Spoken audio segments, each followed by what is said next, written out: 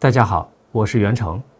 北戴河密会刚刚落幕，习近平的命运是不是已经被悄悄定下来了？政变、兵变的信号一波接一波，中共外交系统突然大洗牌。更离奇的是，中共公安部传出禁令，3个月内不许查神秘富豪女杨澜澜。这背后还扯出了红色家族和习近平核心圈的隐秘关系，这究竟是巧合还是暗战？今天就跟我一起来揭开中南海权力游戏背后的惊人内幕。这次北戴河会议，外界早就说会直接决定中共4中全会的走向，而4中全会又影响到2027年的21大。换句话说，这2周密室里的角力，可能就在决定习近平是留是退，还是半退不退，谁又会成为接班人？独立学者吴作来日前提出了一个惊人的观点：今年北戴河密会的最大看点，会不会静悄悄地终结习近平时代？他从对2大意向的观察得出结论：习近平的结局定了。吴作来认为，去年中共3中全会期间发生的政治异变和军方的准兵变相关联。他认为，兵变已然发生，政变正在进行中，习近平最终将会被如何安排，预计有3种可能。中共军方作为一种独立的力量，带来了各种非常态异变，也正如此，各种传闻纷至沓来。早在去年8月，美国国家安全顾问苏利文访问北京，当时最令外界惊讶的是，苏利文点名要会晤中共军委副主席张又侠。毫无疑问，苏利文会见张又侠显然是一种非常规安排。为什么苏利文突然提出非常规要求要见张又侠？显然，美方已经意识到张又侠在主管中共军队，因此他要见中方最关键的决策者。美中关系观察家们普遍认为，苏张会晤才是苏利文访中的重头戏，这是外事异动传递出的准兵变信号。此外，另一个非常不寻常的现象是，中共军方舆论出现了变异声调，军报惯用的政治用词和口号，如军委主席负责制、做主席的好战士等，在逐渐销声匿迹，取而代之的是关于坚持集体领导、发扬民主等一系列专论轮番发表。很显然，军报是在对着党中央喊话，因此兵变或者说军事力量异变的事态已然发生，而且军方在政治势力的博弈中已经成为一股关键力量，在助力元老势力与习派人马形成政治力量的抗衡。那么接下来的问题是，为什么终结习时代成为了中共党政军共识呢？吴作来指出，这种共识的达成是习近平一手造成的。第一，习近平终结了改革开放政策，对外野蛮扩张，造成中美关系以及与西方社会关系紧张，中共政权面临的国际政治和经济环境空前恶劣。第二，习近平在政治上大步左转，逆政治改革而行，他通过修宪打破了中共惯例，获得了第3度连任，并使终身制成为可能。第三，习近平为了政治目的对“一带一路”巨大投资以及10万亿雄安新区烂尾等，导致国家经济面临巨大危机，经济疲弱，通缩持续，无力救赎。习近平对此难逃其责。从军方角度而言，也无法继续容忍习近平的个人集权。习近平在刘源、刘亚洲与张又侠等红二代的强力助推下上位，但当他大权在握后，刘源被边缘化，刘亚洲被关进监狱，张又侠也面临被清洗的危险。即使张又侠能像刘源那样安全地被边缘化，但军中人马一直在被大清洗。从2012年开始到现在，军中将领成片倒下，最近几个月就清洗了1000多个校官以上军官，整个军队都处在人人自危的状态。保守估计，习近平任内亲自提拔的上将已有22人被查办、免职或被调查、失联。中央军委原本为6人，但现在只剩下3人，空缺职位也成了权力真空的明证。军中非习亲信的力量为了生存，形成共同体，喊出集体领导、民主集中制，抢占道义制高点。与张又侠政治理念相同的刘源，则动用了自己在军中和元老派中的关系，强力配合张又侠。海外传出刘源在北戴河密会上点名批习，支持让习近平交权，并表示制度才是最大的安全，如果制度崩了，再强的军队也没用。他明确提出，习近平应在中共四中全会上主动交权，为制度回归正常留下空间。刘源认为，四中全会是党制度自我修复的最后窗口，错过这次机会，代价不可估量。军队已做好准备，为新的中央领导集体护航，为改革开放保驾。而另一边，传张又侠调动82集团军下属响箭特战旅进驻北戴河以及北京地区，不仅构成对北京的多层次包围圈，也接管了北戴河的防务。这被解读为军方对最高层的不满已经到了公开的程度，甚至具有兵谏意味。目前政治博弈还在激烈进行中，而一旦兵也不讲理，用枪口来表达意见，枪不在手的君主，其冠冕随时会被摘除。事实上，去年中共三中全会后，中南海就出现了一些政治异变，表现为习近平放权给李强和常委们。中组部长石泰峰上任后，在省部级干部用人上开始出现不同派系背景的人被任用，不再让习派一家独大。比如具有胡温派背景的陈小江替换了习派封疆大吏马兴瑞。外界普遍认为是军方和元老的干预，使政局发生了一次寂静的政变。对于习近平最终如何被安置，虽然充满悬念和不确定性，但吴作来提出了3种可能性：一是习在10月的四中全会全退，部分中央常委换人，改革派主导政治局；二是习留港待退，但需形成内部决议，不得反悔，原班常委基本不变，直到中共21大换届，常委与元老们共同确定下届常委人选，以及确定新任总书记和总理，将来任何人不得连任2届。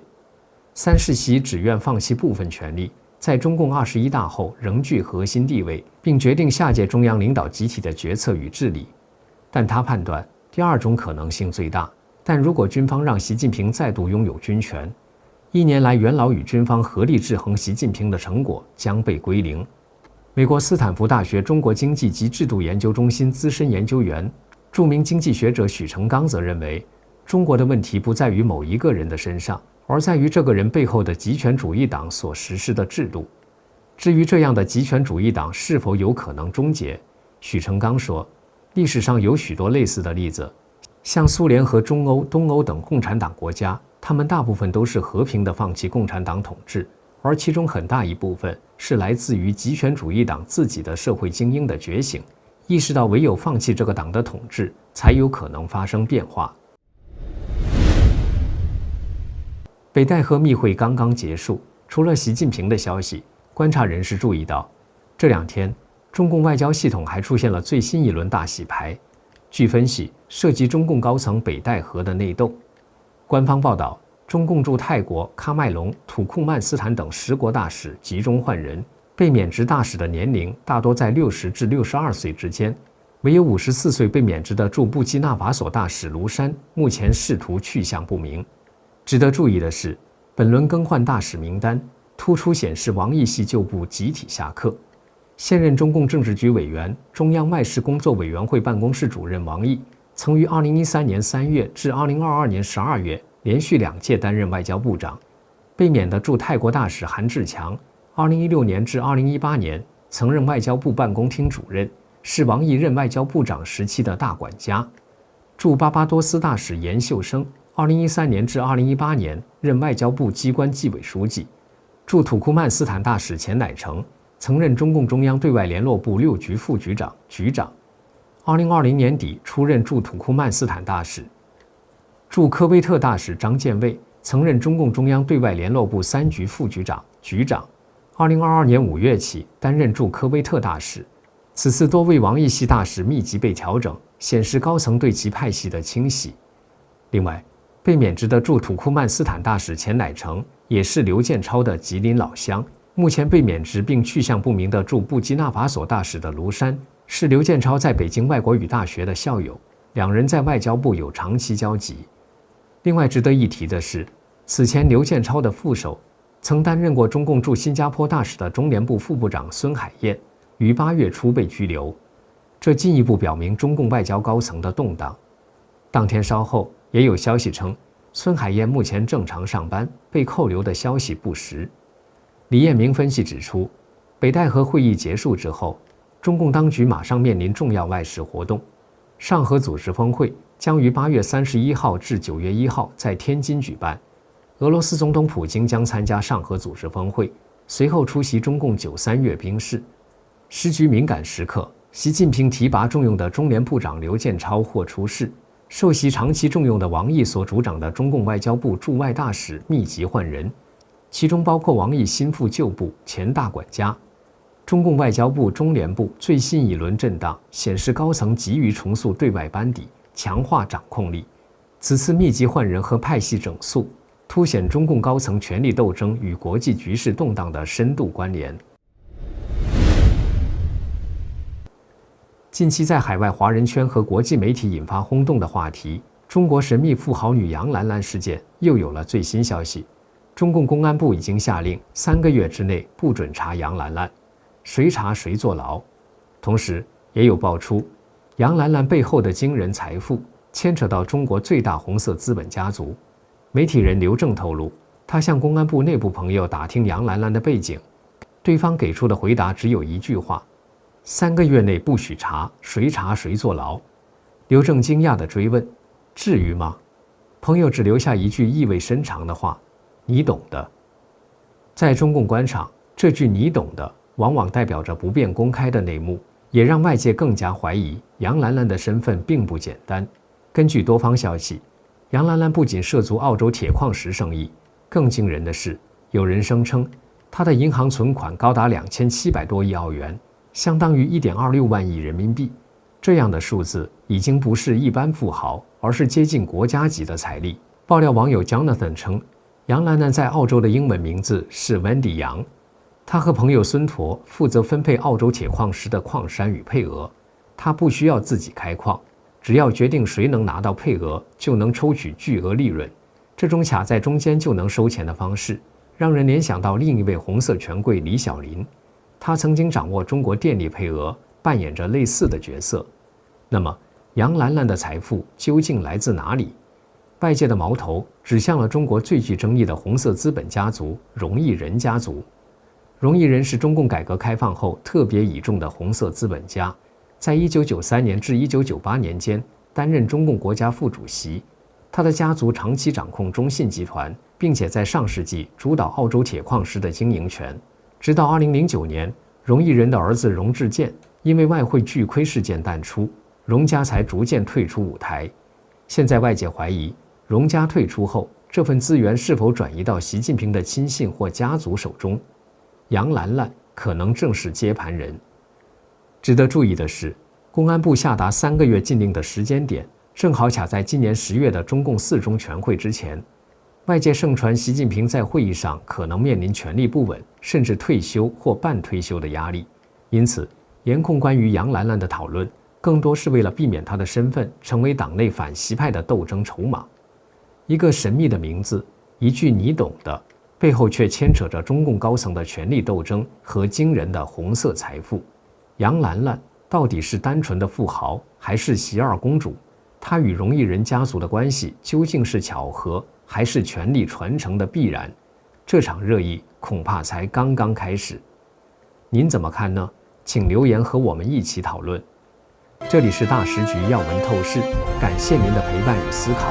请订阅、分享并打开小铃铛，一起在动荡中坚守真相，在黑暗中点燃希望。